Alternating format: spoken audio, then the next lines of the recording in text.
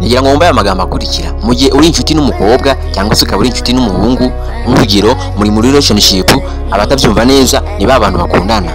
Urugero nimba boyfriend wawe cyangwa se girlfriend wawe ufite ibintu byiza umuha, hari impano nyinshi nziza umuha, akabona kubwira ko uri umuntu mwiza. Uko muhuye akakubwira uburyo wahindutse, wambaye neza cyangwa se wabaye mwiza cyane. Menya ko ubwiza bwawe, ubwo bwiza ari kukubwira ufite ni bya bintu byiza umuha. Mu gihe utamuha ibyo bintu ntazigera kubwira ngo uri mwiza, ntabwo azigera kubwira ko wambaye neza. Menya ko nimba umuntu mwaramenyanye hari ibintu byiza umuha ukaba utakibimuha, atazigera biguha. Yego nibyo bitekereje neza ko umuntu yakwita mwiza kuko hari ibyo wamuhaye byiza. Mu gihe utabimuhaye ntazigera amenya ko uri mwiza imbere ye. Mu gihe umuntu mwamenyanye kuko hari ibyo umuha cyangwa umuhatira, mu gihe uzaba utakibimuha ntabwo azigera yongera kukwita mwiza cyangwa se aguha umwanya nk'uko yawuguhaga. Urugero nimba umuntu mwahuriraga ahantu kuko wamubwiye ngo ngwino nguhe kino, mu gihe muzahura ntacyo ugiye kumuha ntazigera aza. Ikindi cya kabiri ukwiye kumenya, nimba umuntu mwarakundanye waramuhaga ibintu, menya ko ibyo bintu ari byo azakunda paka. Mu buzima hari ikintu bita akamenyero, mu gihe umuntu wamumenyereje ibintu, mu gihe azaba atakibibona ntabwo azigera agumana nawe. Yego nibyo bitekereje neza ko umuntu yaba atakibasha kubona ibyo wamuhaga akagenda. Nimba ubona ko umuntu yaguciye amazi, menya ko ibyo bintu wamuhaga utakibimuha. Urugero ubuzima bwa buri munsi abantu tubana nabo, benshi batekereza ko kuba duha ibintu abantu cyangwa se tufata nk'impano ugahereza umukunzi wawe, izo mpano ariko zizahora zitangwa. Ntabwo ari byo. Mu gihe umukunzi wawe muhaye impano, nivuze ko buri gihe cyose uko muzajya muhura ariko uzajya umuha iyo mpano, ariko uzamenye ko uko muzajya muhura atari ko azajya gufata. Uzafate nk'urugero umunsi uzaba wamushyiriye envelope irimo impano cyangwa se tubari ikindi kintu, uburyo azagufata n'igihe uzaba ujyanye n'umutwe gusa. Buriya ku mutima we azatekereza ati dore kiraje, ariko mu gihe uzaba wamushyiriye iyo mpano azavuga ati dore sheri wanjye araje. Ibyo nibyo bitekereje neza kuba wamenyereza umuntu ibintu akaba yabimenya. Mu gihe umenyereje ibintu umuntu ukazabasha kuba utakibifite, menya ko uwo muntu mutazigera mugomana mu buzima bwa buri munsi. Yego nibyo bitekereje neza ko umuntu yakureka kuko hari ibyo yamumenyereje atakibubona. Mu gihe umuntu abona ko hari ibyo wamuherukaga kumuha ariko akaba abona ibyo bintu utakibimuha, menya ko uwo muntu atazigera agumana nawe. Yego nibyo bitekereje neza ko umuntu yagenda akava mu buzima bwawe, bizamufata iminota mike kugira ngo akwibagirwe uko hari ibyo wamuhaga, ariko mu gihe ntabyo yamumenyereje azagumana nawe kuko azaba akuziho ko nta kintu ugira cyangwa se nta kintu cyo kumuhira. Yego nibyo babitekereje neza kuba umuntu yagukunda kuko ari ibyo akubonaho, yaba atanabibona akamenya uburyo kwitwaraho cyangwa se akavuga ngo umuntu namukundiye iki. Mu buzima bwa buri munsi hari ikintu bita kwihoma. Mu gihe ubona ko umuntu mwihomaho ukaba umuha ibintu ukabona ko akabyemera mu buryo bwo kugira ngo umushimishe, menya ko atazigera gukunda. Benshi batekereza ko kuba adatanga impano cyangwa se bakagira ikiguzi bagura urukundo, ari ukugura urukundo rwa nyarwo cyangwa se ukabaguza umuntu. Ntabwo ari byo.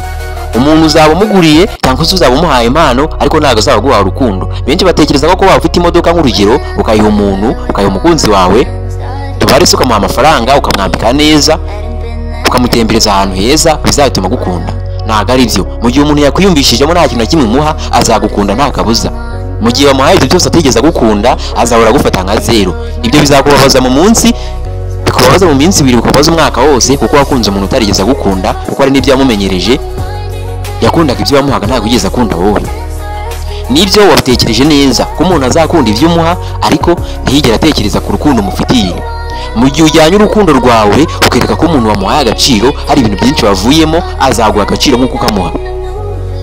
Benshi batekereza ko kuba abantu babasuzugura ari uko baciriritse. Ntabwo uri mubi ku buryo umuntu yakwanga, ahubwo bishatse kuvuga ko umuntu uzamwereka urukundo cyangwa se ukaba wamweretse ibyo wajyanye, ukaba wamweretse uko uri, niyo kizatuma gukunda.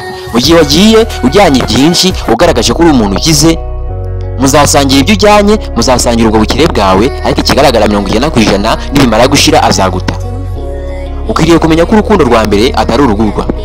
Yego nibyo bitekereje neza. Ikindi cya gatatu, mu gihe uhora wingingira umuntu urukundo aguca amazi, menya ko umuntu waguciye amazi bwa mbere ubwa kabiri atazigera aguha agaciro.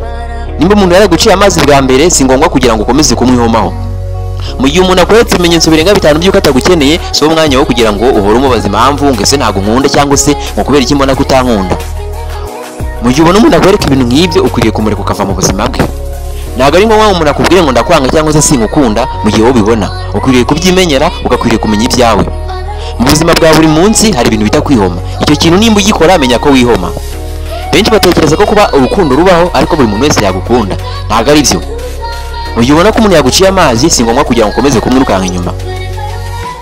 Mu gihe ubona ko umuntu yaguciye amazi, komeza gahunda zawe wikomereza ibyawe. Yego n'ibyabitekereje neza ko umuntu numuca amazi agakomeza gahunda ze bizatuma umenya ko umuntu yagukundaga.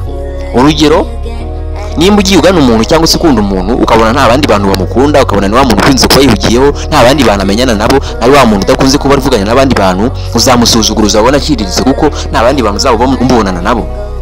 Mu gihe ubona ko umuntu akenewe n'abandi bantu, tubare nk'umukunzi wawe, tubare boyfriend wawe, ubona ko hari abakobwa benshi bamukeneye bamukunda kandi ahorana nabo, bizaguha motivation yo kumenya ko umukunzi wawe afite agaciro, bituma umukunda cyane. Mu gihe umukunzi wawe ubona ko nta bandi bantu bamukeneye, ari wa muntu uhora yihugiyeho, nta bandi bantu bamuhamagara, ari wa muntu uhora mu buzima bwa buri munsi yigunze, ntabwo bizigira biguha motivation yuko umukunzi wawe afite agaciro, ari wa mukunzi wawe uhora utekereza cyane uzigira ukunda cyane. Mu gihe ubona ko umukunzi wawe umugwanira n'abandi bantu ba buri munsi benshi cyane, uzumva ko umukunzi afite agaciro. Yego n'ibyabitekereje neza kuba bagusuzugura nuko nta bandi bantu bagukeneye, uri umuntu uciriritse mu buzima bwa buri munsi. Ikintu kizatuma umukunzi wawe ubona ko afite agaciro ukamwubaha cyane nuko uzabona ko hari abandi bantu bamukeneye kandi nawe uri muri abo bantu. Urugero, uzasanga uri nk'umuntu wa gatanu ukeneye uwo muntu kugira ngo wumve agaciro k'umukunzi wawe.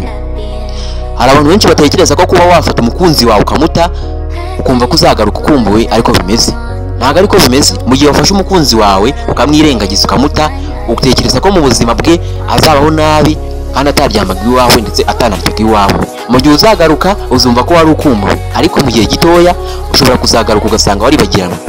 Mu gihe ugiye ukagaruka wumva ko uzabukumbuwe, hari igihe wagaruka waribagiranywe ugasanga wa muntu wagukundaga nta nubwo akikwibuka. Utazigera wibuka ko mu buzima bw'umuntu uzagaruka ari uko ukumbuye gusa, ushobora no kuzagaruka waribagiranywe. Mu gihe ubona ko ibyo bintu bibaho, tekereza neza ko umuntu wawe cyangwa se umukunzi wawe atari umuntu wo kugira ngo umusuzugure. Mu gihe umuntu yaje mu buzima bwawe, si umwanya wo gufata motivation cyangwa se kumva ko ugiye kubonana umwanya wo kumusuzugura, umutesha agaciro, urugero ngo mbona ashaje cyangwa se mbona ari umuntu mukuru, ngo mbona ngari mubi gutya. Menya ko nawe afite ibyo yagukurikiyeho. Mu gihe abutegereje batagushaka, abo ushaka nawe ntubashaka. Yego n'ibyabitekereje neza ko uzakunda atazigera gukunda na rimwe mu buzima bwawe bwa buri munsi. Mu gihe abazagukunda ntuzabura utuntu tw'ingenzi ugenda ubasebyaho ngo ntago mbakunda, ngo mubona defimeze gutya, ngo urebye ngo mbona ari umukene. Mu gihe umuntu umushinja ko nta byiza afite cyangwa se nta kintu wamukundira, n'abandi nuko bavuga. Mu gihe umuntu wamubabaje cyangwa se wamwirazeho nk'urugero ngo ntiwamwemera, menya ko n'abandi urimo gukunda batazigera bagukunda mu buzima bwa buri munsi. Mu gihe ufite abantu wirukankaho, nawe ufite abantu bakwirukankaho cyane. Abo wirukankaho cyane ufite abo wirukankaho cyane. Menya ko uwo muntu wirukankaho cyane umwanya afata yirukanka atazigera gusanga.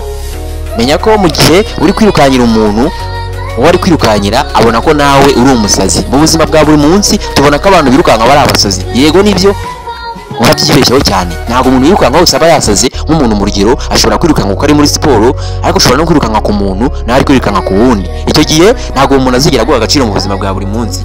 Azaba gusuzugura cyane, ntazigera guha agaciro. Jeni Bombo Karate, abantu bangurikira ku mbuga zanjye zose zitandukanye, social media, TikTok, Facebook, Instagram ndetse na YouTube, ni Bombo wacu ubundi ugakora flow. Ndabashimiye.